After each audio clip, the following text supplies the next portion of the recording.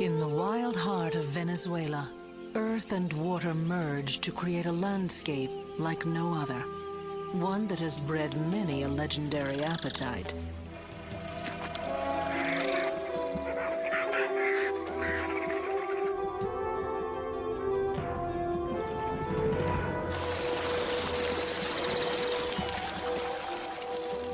But for the early explorers who ventured into this savage place, no creature loomed larger or more terrifying than South America's giant serpent. Anaconda!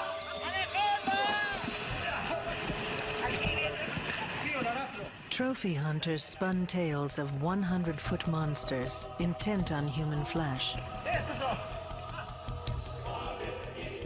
And for centuries, this astonishing creature has been obscured by legends as tangled and dense as the swamps it inhabits.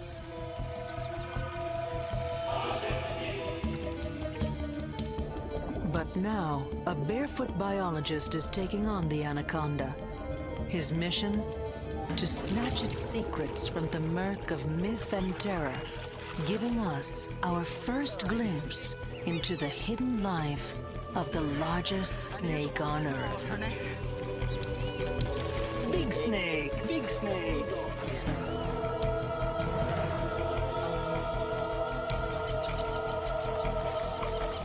In the first scarlet rays of morning, a primeval world awakens.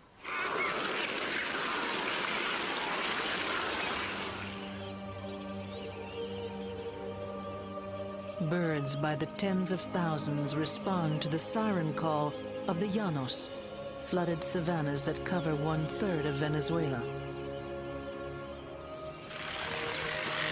Months of drenching rains have waterlogged these plains, creating a soggy Serengeti as vast and pristine as its African counterpart.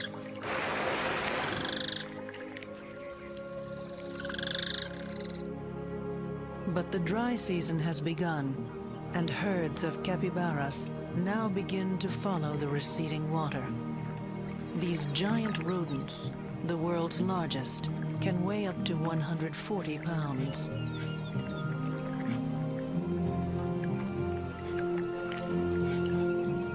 Soon, this lush place will be a parched plain, so the creatures of the llanos eat while the eating is good. But their idyll of peace and plenty is about to be interrupted. Curled in the water hyacinth is 13 feet of starving serpent, a giant female anaconda. She has not eaten for months and has her lidless eyes on a suitably giant meal.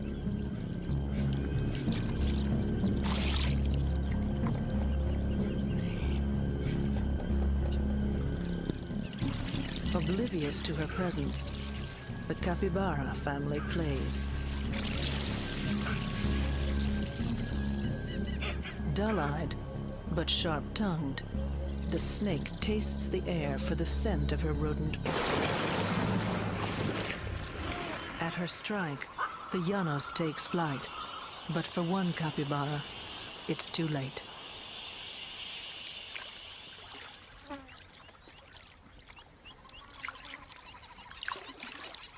Anacondas kill with power, not poison.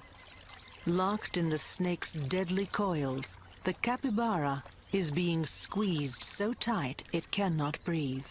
So tight, in fact, that its blood can't circulate. Her elastic jaws stretched impossibly wide, she now begins the ponderous business of swallowing her victim head first.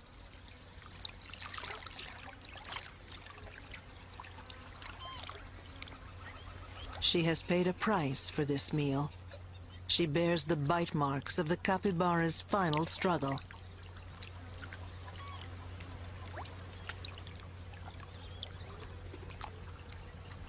There may be other snakes in the world that are as long as the anaconda, but none can match it for sheer bulk. Her body was a foot thick before she ate the capybara.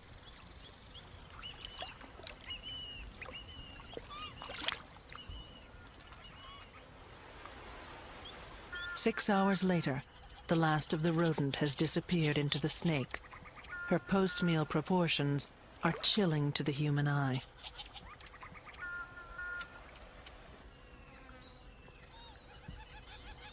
She's actually quite vulnerable now, but fortunately for her, the only creature audacious enough to tangle with a full-grown female anaconda is on the trail of another snake. But there is another male higher up. Slogging through the hyacinth is biologist Jesus Rivas. Since 1992, he's headed up the very first attempt to study anacondas in the wild, a study funded in part by National Geographic. Fine. Okay. Before the study began, scientists knew virtually nothing about the biology of this shy and dangerous creature. Wildlife biologist Renee Owens joined Jesus in his slippery pursuit in 1996. The husband and wife team have caught and cataloged almost 800 of these giant snakes. Many are given names. This one they call Godzilla. Are you losing your grip? In a second, I will. No, you won't. Hold it tight. I mean, this is an animal that is the absolute master of the swamp. The custom-made animal for this place evolved to catch and kill animals much stronger and much tougher than people. Oh, it's a big mama. Oh, 5 meters. Come here, get a better grip. Come here. To work on a dangerous animal like this, potentially at least very dangerous, you have to have complete trust in each other, or you just can't do it. Because you can't go in and be worrying about what could go wrong, how you could be hurt. Godzilla! We are having a ball, aren't we? Whew. It's getting rough, player. What I want to do is to get to know what to be an anaconda is all about. So then we're going to study where they live, what they eat, when they breed, what temperature they prefer, which vegetation they like. Try to put on the snake shoes and, wear them. Wait here. Oh. Jesus and Renee want to observe the females during breeding. To do so, they must get radio transmitters into as many snakes as possible in the next few weeks. The force feeding may look brutal, but it's little more than an annoyance to a snake large enough to swallow a small person. I'm on top of her. I need you to hold the head now, Renee. Wait. Will help me lower my hands. Wait. Okay, down. Don't worry. Oh, you want to kiss me, don't you? No, I'm not your lover. I'm trying to keep the female from getting away, and I have to do that any way I can. They're slippery, there's no traction, there's nothing to grab onto, so I'll just sit on her. I'll pretty much kneel on the body of the female because it's the only way I have to keep her in one place. Got her, yeah. It is thrilling and dangerous work, but perhaps this female will lead them to the heart of a great mystery, the remarkable love life of the anaconda. And in real life it was a rather huge animal. Name is Godzilla.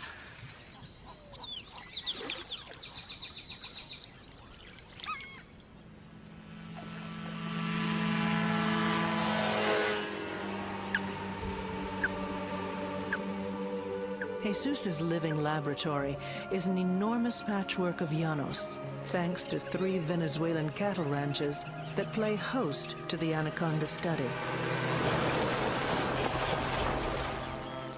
With so much ground to cover, the best way for Jesus to keep tabs on his radio-tagged snakes is from the air.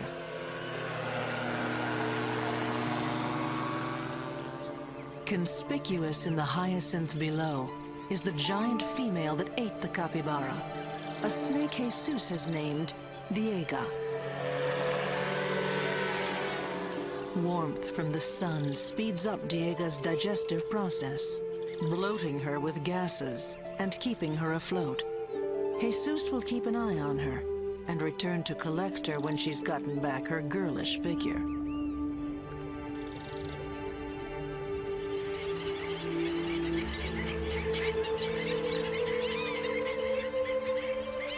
With the serpent sleeping off her meal, this part of Eden seems impossibly idyllic.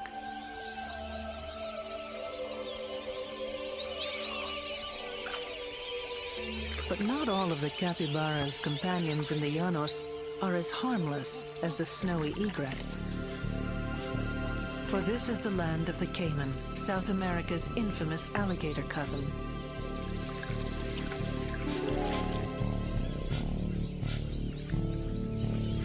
For a reptile of this size, there is no more sumptuous meal than the giant rodent.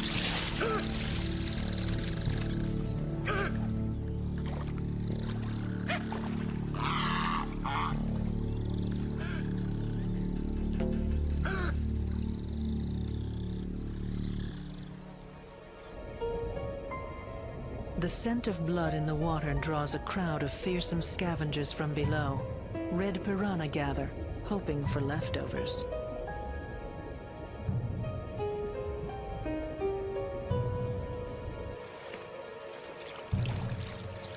But today, the hungry caiman will disappoint. He's not about to let even a careless mouthful escape his jaws.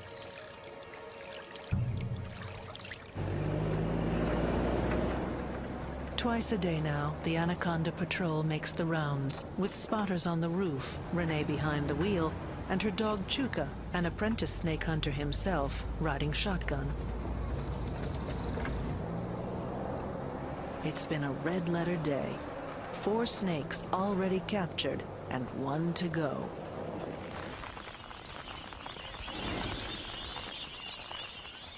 They've come for Diego, who's been digesting her capybara supper for more than 2 weeks.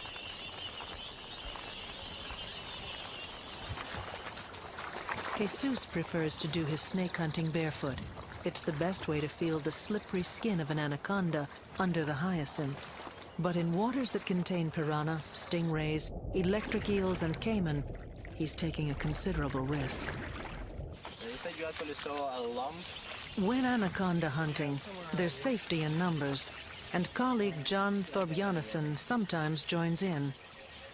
When we go out, never by yourselves, because these animals are big, and they are predators, and we are potential prey. 2 of my assistants have been attacked by anacondas. Chuka, look, snake, Chuka. Nice mouth. Wow. I like that. This, look at the mouth. A protesting Diego is removed from her refuge. Fortunately, she's still sluggish from her meal and would rather escape than attack. I lost my grape here. Wow. Yeah, it's a Nice female. It's beautiful. Look at those colors. Diego is not nearly as taken with Jesus as he is with her. Renee puts an old sock over the snake's massive head to keep the teeth at bay. Stay. Hey. Stay. Be good. Sorry. It's like mud wrestling.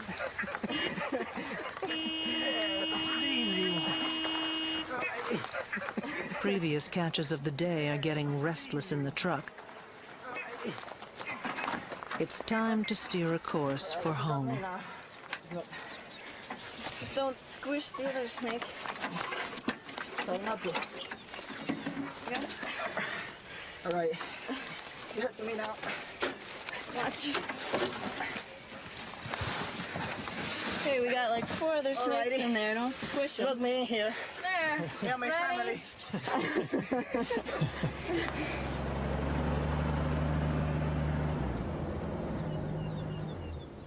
With their home doubling as their laboratory, living with snakes has become a way of life for Renee and Jesus. I think we can do the female first. Okay, it's 843, right? 843. Okay, 843. 843. Once inside, they begin processing the snakes. Which is the number this? 800 and what? Jesus marks each snake with a number. That is 1, 2, 3, 4. Renee sketches their tail markings, the anaconda version of a fingerprint. It's easier than wrestling snakes in the wild, but it has its drawbacks too. Living with snakes, basically, it really stinks. I mean, literally, it just smells really bad. They have this musk that smells. If you're not really an expert, it smells just like an animal that's been rotting for about 5 days. And there are times when we have in the house anywhere from 3 to 20, 25 bags of snakes sitting around the house with 4 drums full of big snakes. So basically, yeah, it stinks. It's quite a challenge to measure a snake that you can't stretch. Stronger than you. The Aga measures about 13 feet long, a giant snake, but by no means the largest. No one knows how long an anaconda can get. The 150-foot monsters described in Brazilian news accounts are biologically impossible. Even the largest trophy skins don't approach that. But Jesus's most conservative estimate still boggles the mind. This is an animal that can grow real close to 30 feet. The weight of an animal of that kind is something like 1,200 pounds. We're talking about this more than a bull, more than a normal cow.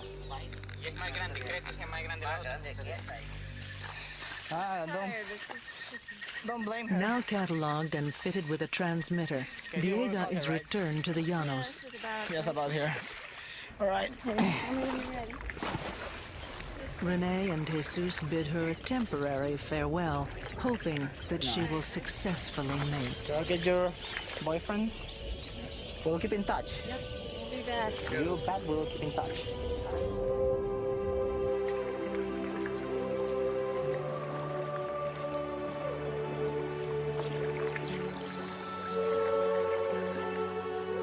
As the dry season progresses, the heat intensifies and wildlife traffic jams worsen in the remaining waterways.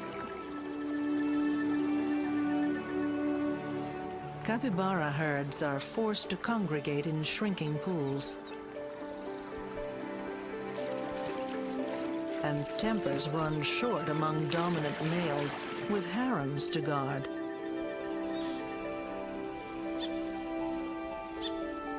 At the water's edge, a newborn gets a maternal once-over.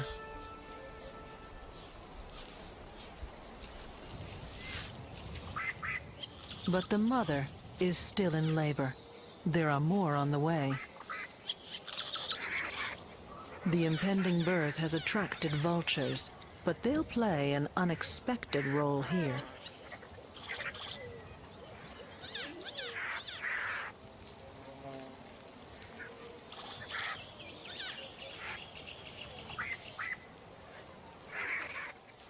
Unlikely midwives, they strip the newborn of its protein-rich placenta and squabble over it, leaving the baby free to take its first labored breaths.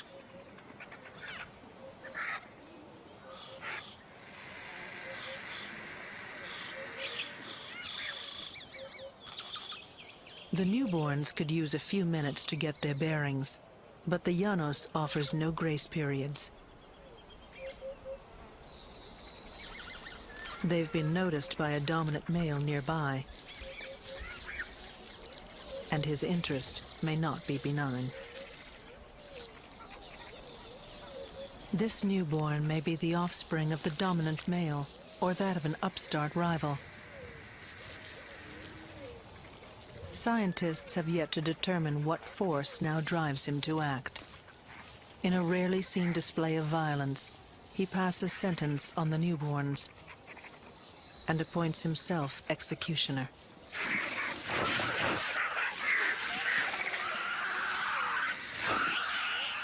No death goes unnoticed on the Llanos. Spectacled caiman bide their time.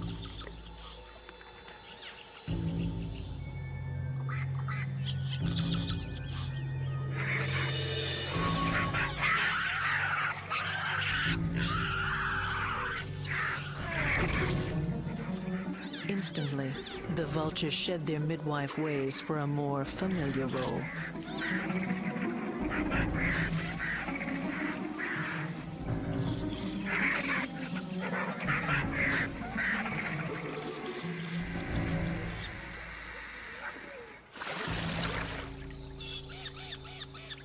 Then the caimans lurch ashore for their share.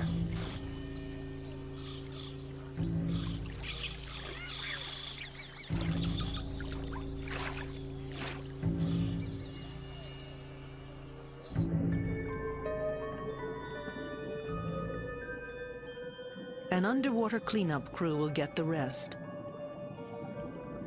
Piranhas, drawn as always to a scene of carnage, work their grisly magic.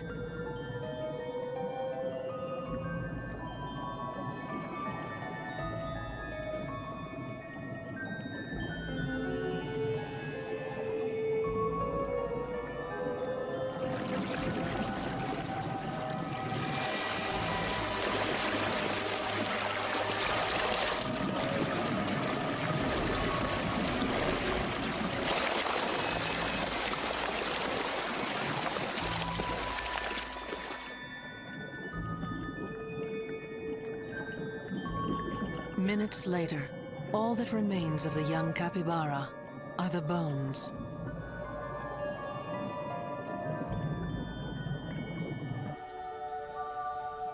In a place where some lifetimes are measured in minutes, a lucky survivor clings to its mother. He may have no more to fear from his own kind, but the capybara's enemies on the Llanos are many.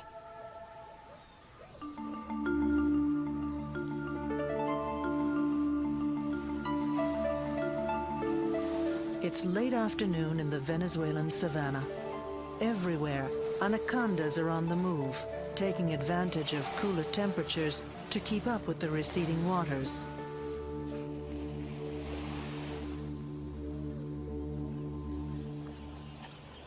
Jesus and Renee savor these last few weeks in the Llanos. Soon, the rains will come, making fieldwork virtually impossible. To work in the Llanos is a really unique experience. You can see, the shape of the earth, like an ocean of savanna around you. You have the feeling that those animals that are there were there before Columbus arrived to America. I feel like this is where I belong.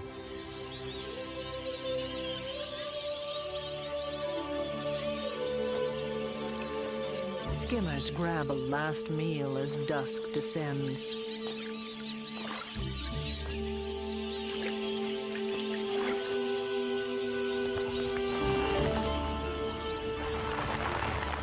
The evening slant of light signals rush hour in the Llanos as the birds head home to roost, further darkening the sky with their numbers.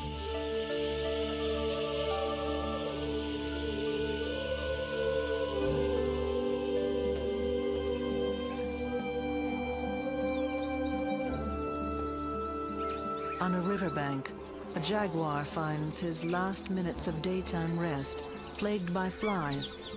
The big cat needs to rouse himself soon and find a meal.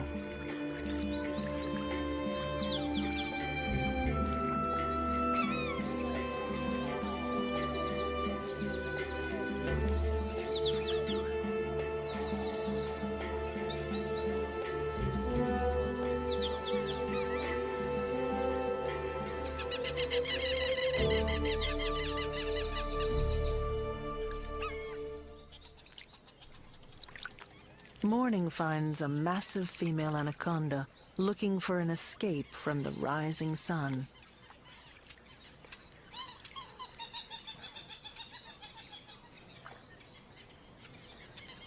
The drying riverbed exposes muddy crevices among the roots, cool, damp caves where a snake might wait out the last weeks of the dry season. But the best-laid plans of anacondas are no match for Jesus and his uncanny knack for uncovering snake haunts. This is the domain of an anaconda named Marion, an old friend with a notoriously bad temper. There's a snake here, guys. That one? Yep, the big one too. Big one? Big like Marion big? Probably Marion big, yeah. It's Marion. She'll come straight for me. She hates me. Uh-oh, she's Marion already. It's not by the Marion? pole. Can you It's see not the by the horn? pole already. Renee will never forget her introduction to Marion. Yeah, when Marion bit me, it was kind of a surprise because I'd seen Jesus get bit by snakes all the time. He might not admit that, but he gets bit a lot. It goes with the territory. I thought, well, it can't hurt that much. It happens all the time. He doesn't say much, and she bit me, and yeah, it hurt like hell. That's a huge head with just full of muscle. It's just pure muscle, and she got the smallest part of my body, and yeah, there's no denying it. Hurts a lot. All right. Okay. See what? Where's myself? Big snake. Big snake. Marion has always made her contributions to science reluctantly. Jesus is convinced she remembers each capture and gets more dangerous with each encounter. All right. All righty. Yeah, it's her. Marion is quite capable of killing a human being. Okay, this is making the evil loop. If I let her wrap around me and I'm history and gone. You know, I need at least 2 or 3 more people to unwrap her, because once she makes the loops, she is absolutely impossible to undo. You can't just stick your hand between the loops and loosen them up. It's much too tight. So even if we had people helping me, they need to know what they're doing, because otherwise it's very hard to. It's a very strong animal. And also the teeth are shaped like needles pushing backwards. First the mouth holes, and then if the animal gets to make a loop around the prey, it doesn't matter what kind of prey it is, it's dead. Anacondas can and do take prey the size of humans, and many a person's disappearance on the Llanos has been blamed on the giant snakes. Though no human deaths have been confirmed, members of the Anaconda team have been stalked and attacked. So yeah, I have been sometimes, but yeah, doing the right thing, I managed to pretty much have all my fingers and toes so far.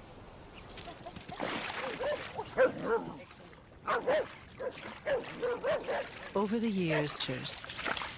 Yeah, anaconda have a very interesting personality. Some animals are normally oblivious, and we have caught them several times, and we know they're tame animals, some of them. Some others are absolute bitches. They get to be really mean.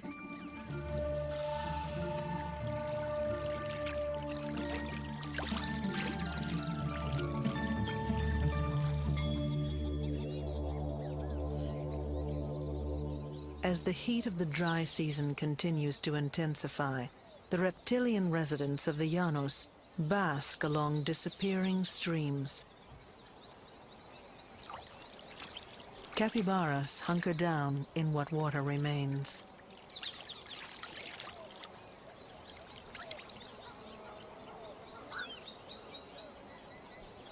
For the yellow-headed caracara, the capybaras are an obliging, movable feast of ticks.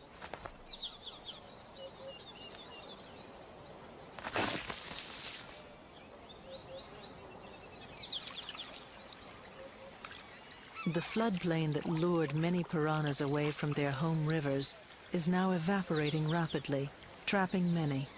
Stranded and suffocating, the once fearsome killer is helpless. No one knows exactly why caimans gape, but they might as well be grinning in anticipation.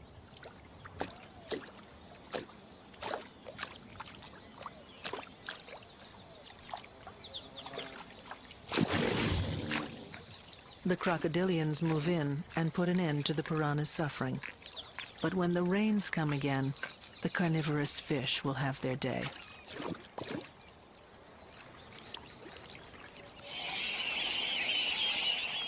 It's now late May, 6 months since the Venezuelan savanna has seen a drop of rain. But a season of calamity for fish is a season of plenty for birds. Dozens deep at the water's edge, birds wait their turn at the buffet.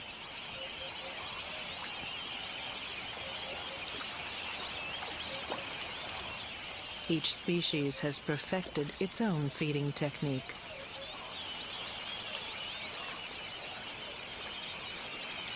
Little distracts the voracious birds from the feast, but an uninvited guest is about to get their attention.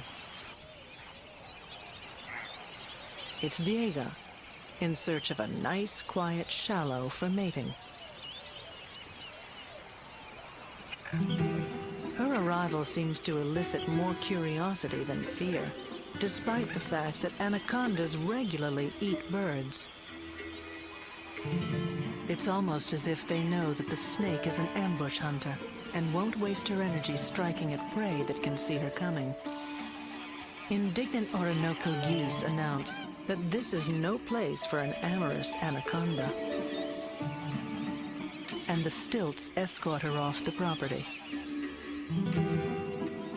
Diego retreats, but with an anaconda's characteristic lack of haste, leaving this place to the birds.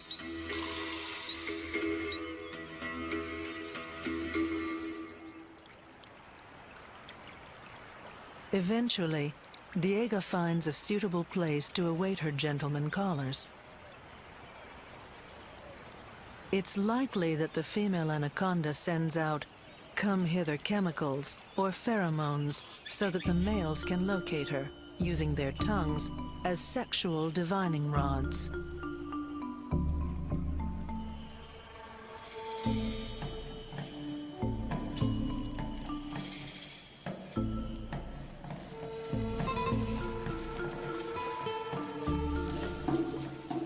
Male anacondas are much smaller than the females, but with these giant snakes, small is a relative term.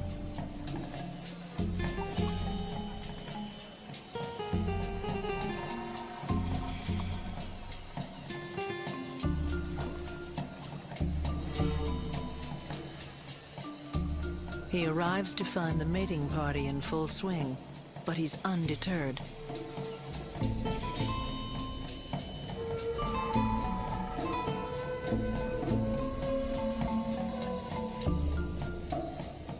Several males have already wrapped themselves around Diego. It may look like her dance card is full, but sometimes a female will accommodate up to a dozen males in a breeding ball, a phenomenon Jesus is now trying to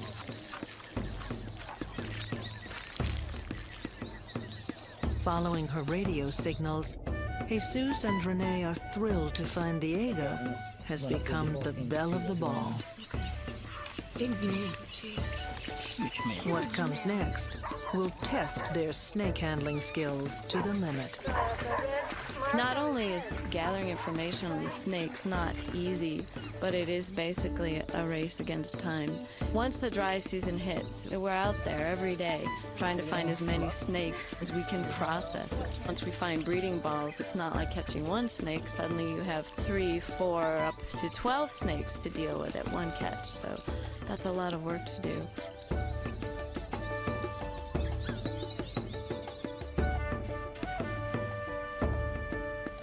Back at the ranch, it's the male's turn to do their bit for science. Jesus takes blood samples for DNA testing.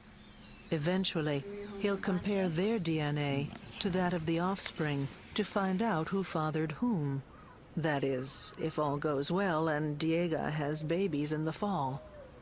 But that's far from certain.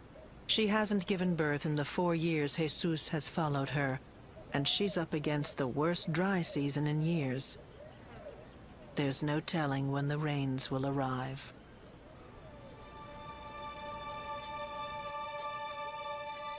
The inland sea has become a mere patchwork of puddles. Heat and crowding are already taking a toll on the capybaras.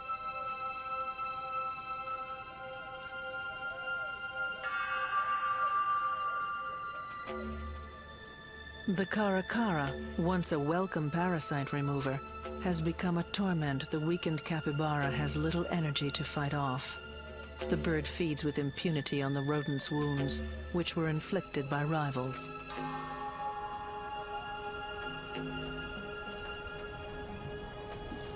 Nearby, an opportunistic predator lurks. Known as the cougar, or mountain lion farther north in the Americas, the puma finds easy and abundant prey on the llanos.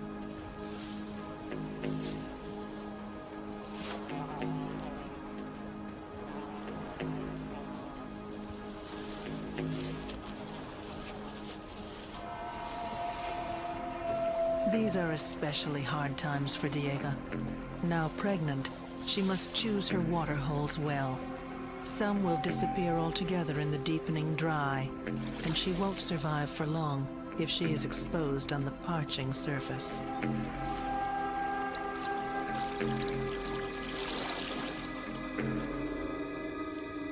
Just 7 degrees north of the equator, with the summer solstice approaching, the Llanos evaporates.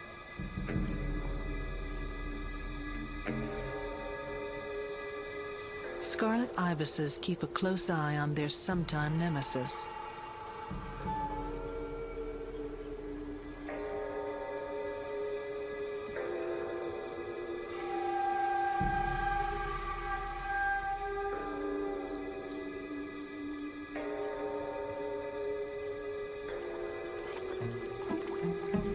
In waterholes turned sucking mud, capybaras wallow and catfish struggle to breathe.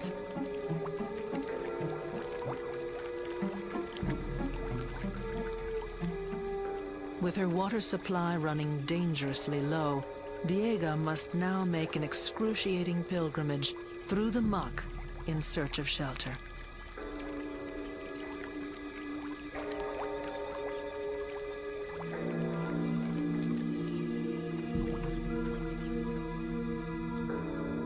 But the conditions only worsen, and the next day finds Diego in the shelter of last resort, under the baking mud itself. Here, she will wait for the rains, which show no sign of arriving soon.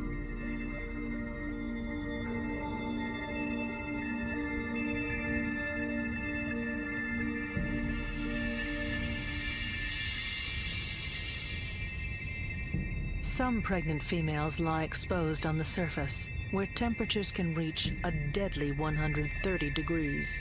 Many will not make it till the rains come, and their broods will die with them, a fate shared by many on the scorched Llanos.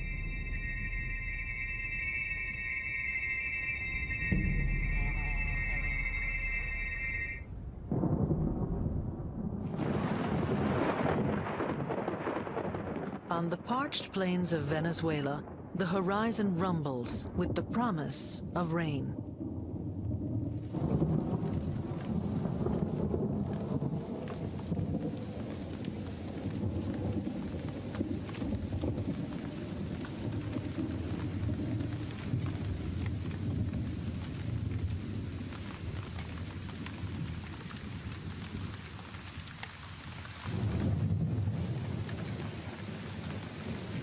The scientists have left the flooded Llanos to the capybaras, not yet knowing if Diego or their other pregnant anacondas survived.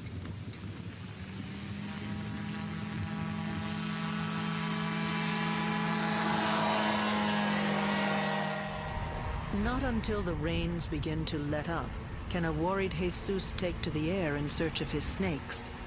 When I go to find Diego after the dry season, I wonder if she had made it through it. This dry season was so hard and so hot that there was a good chance she could have had dried out.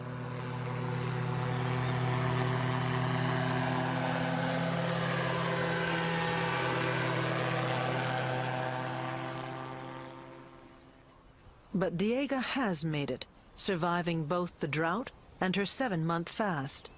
She's claimed a bit of high ground to await the birth of her babies. Only then will she eat again. There will be other reptile births this season as well. All around, young caimans make their debut on the Llanos.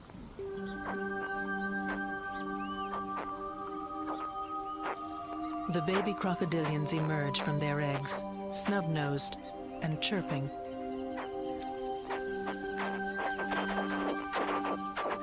Almost immediately, they set forth under the watchful eye of their mother.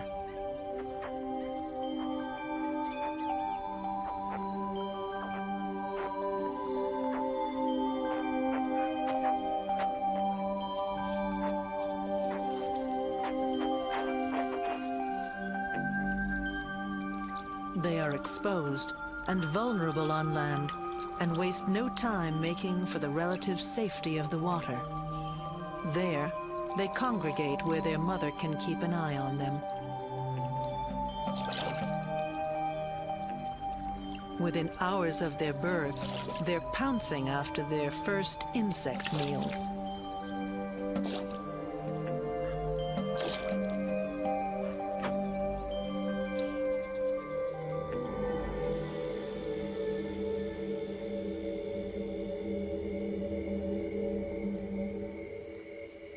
By night, Diego prepares to usher her own family into the world.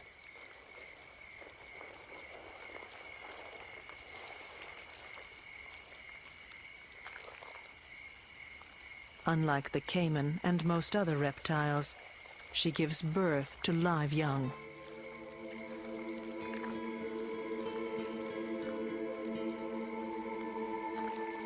Diego has about 40 babies, representing about a third of her body weight.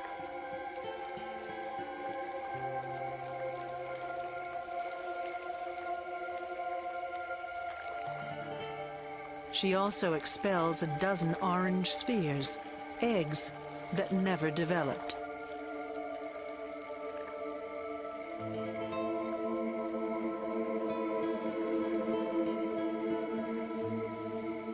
The starving mother eats some of her eggs. These will help sustain her until she's ready to hunt again.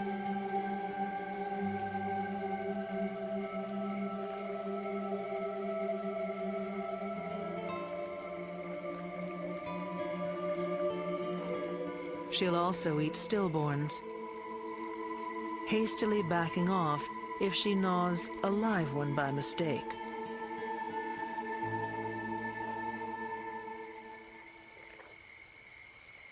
Anacondas do not care for their young. Diego's babies are now on their own.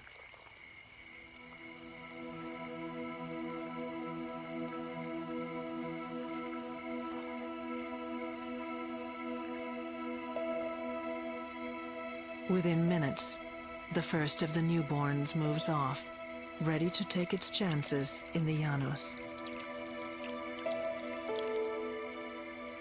Perhaps half of Diego's offspring will survive.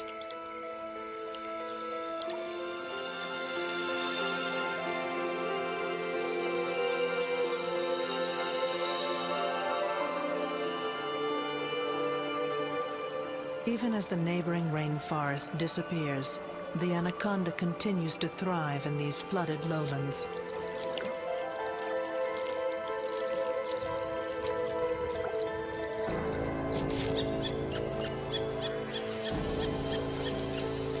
This morning, the caimans find a free breakfast on the riverbanks. Diego's remaining stillborns, which are greedily snapped up.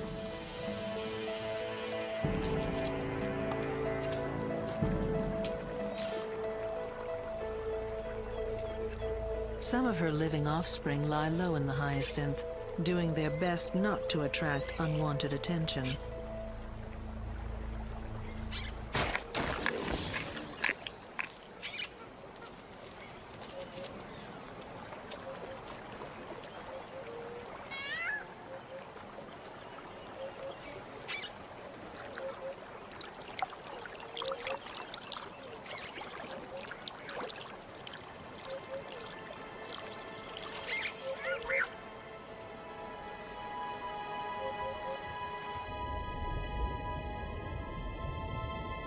It's time this newborn snake went in search of its first meal. In fact, a baby caiman might do nicely, but to hunt is to risk becoming the hunted.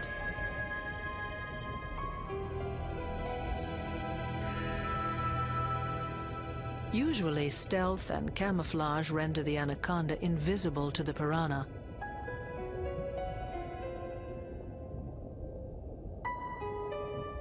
Like a root adrift in a current, the baby makes its way through the hyacinth. On rare occasions, though, an inexperienced youngster blunders into more open waters.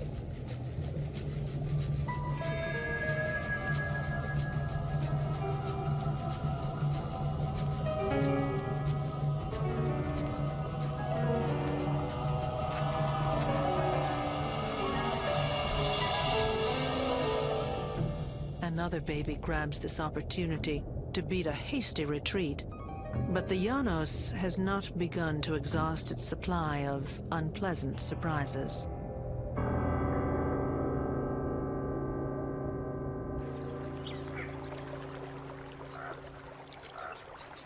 Like most cats, the ocelot's not a big fan of water.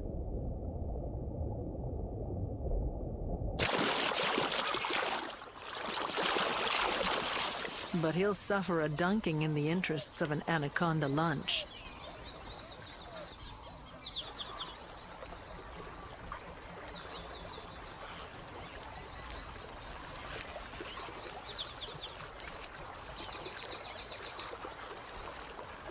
Long before they're full grown, Diego's brood will be decimated. Those babies have a tough life in front. They have a lot of predators. As much as the big ones have almost no predators, it's completely the opposite in babies. Nearly every animal can take them.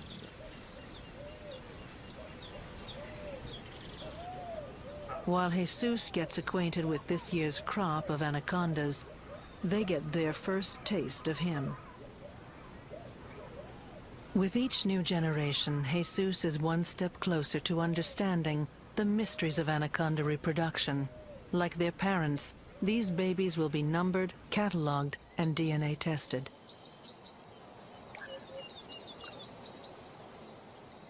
Then he will return them to the Llanos with a mixture of trepidation and envy. When I let them go, I'm jealous. I cannot dive so graceful in the swamp as they do and spend their life there. And I have this sense of, the kids go to college that all the parents have. And now they are on their own and they, hope they do well.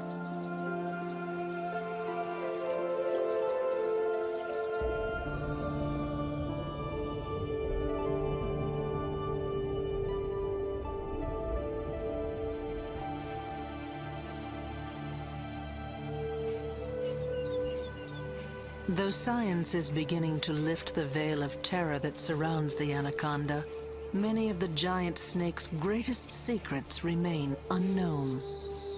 In the continuing search for answers, Jesus and Renee will have to probe deeper into the recesses of South America's jungles. And there's just no telling what they'll find. I have no doubt that the giant of giants of anacondas is out there. Whether we'll find it is a whole other question.